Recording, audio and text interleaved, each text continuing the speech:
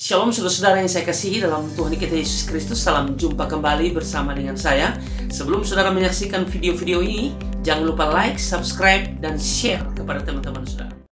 Nah, hari ini kita akan belajar tentang apakah setan atau iblis disiksa atau menyiksa.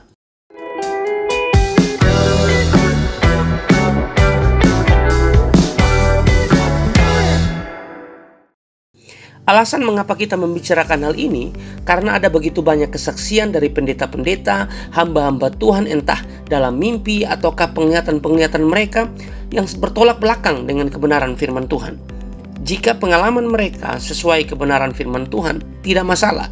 Hanya saja jika pengalaman mereka tidak sesuai dengan apa yang dikatakan firman Tuhan, ini yang perlu diluruskan. Contoh, mereka dibawa ke neraka dan mereka melihat bagaimana setan atau iblis sedang menyiksa, mencabik-cabik, menerkam, mengeroyok manusia, dan lain-lain. Nah, apakah ini benar?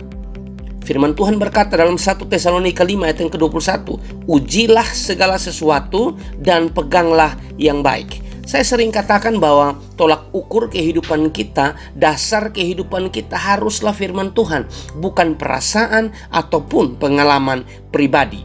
Pengalaman pribadi tidak bisa dijadikan dasar kehidupan kita, harus firman Tuhan. Nah, mari kita lihat berdasarkan firman Tuhan. Setan atau iblis disiksa ataukah menyiksa? Yang pertama, ingatkah saudara kisah tentang Yesus mengusir setan di Gadara? Markus pasal yang kelima ayat yang ke-7 dikatakan, dan dengan keras ia berteriak, apa urusanmu dengan aku, hai Yesus anak Allah yang maha tinggi?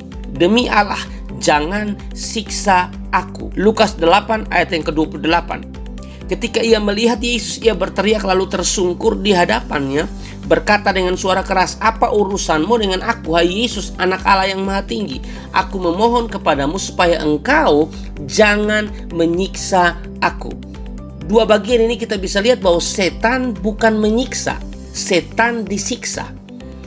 Dalam cerita ini yang menyiksa adalah Yesus, sedangkan yang disiksa adalah setan atau iblis. Yang kedua, setan pasti disiksa, hanya saja belum waktunya. Perhatikan Matius 8 ayat 28 sampai ayat yang ke-29. Setibanya di seberang, yaitu di daerah orang Gadara, datanglah dari pekuburan dua orang yang kerasukan setan menemui Yesus. Mereka sangat berbahaya sehingga tidak seorang pun yang berani melalui jalan itu. Ayat yang ke-29, dan mereka itu pun berteriak katanya, apa urusanmu dengan kami, hai anak Allah? Adakah engkau kemari untuk menyiksa kami sebelum waktunya? Jadi setan itu disiksa, bukan menyiksa. Hanya saja belum waktunya untuk mereka disiksa. Kalau kita lihat dari bagian firman Tuhan ini, ya. Jadi setan atau iblis akan disiksa, bukan menyiksa. Hanya saja belum waktunya. Artinya bahwa setan atau iblis belum ada di neraka seperti yang dikatakan oleh mereka. Perhatikan lagi. Wahyu 20 ayat yang ke-10. Iblis yang menyesatkan mereka dilemparkan ke dalam lautan api dan belerang, yaitu tempat binatang dan nabi palsu itu, dan mereka disiksa siang malam sampai selama-lamanya. Sekali lagi, dalam Wahyu 20 ayat yang ke-10 dikatakan bahwa setan itu disiksa, bukan menyiksa seperti kesaksian-kesaksian hamba-hamba Tuhan, ya, para pendeta yang kesaksiannya tidak sesuai dengan dasar kitab suci. Makanya ini perlu diluruskan. Untuk itu waspadalah dalam mendengar kesaksian-kesaksian atau khotbah-khotbah tertentu yang sepertinya bagus dan menarik, tapi tidak sesuai dengan dasar firman Tuhan. Maka jelas kesaksian atau khotbah itu palsu dan menyesatkan. Seperti yang dikatakan dalam Yeremia pasal yang ke-14 ayat yang ke-14, jawab Tuhan kepadaku, para nabi itu bernubuat palsu demi namaku. Aku tidak mengutus mereka, tidak memerintahkan mereka, dan tidak berfirman kepada mereka. Mereka menubuatkan kepadamu penglihatan bohong, ramalan kosong, dan tipu rekaan hatinya sendiri.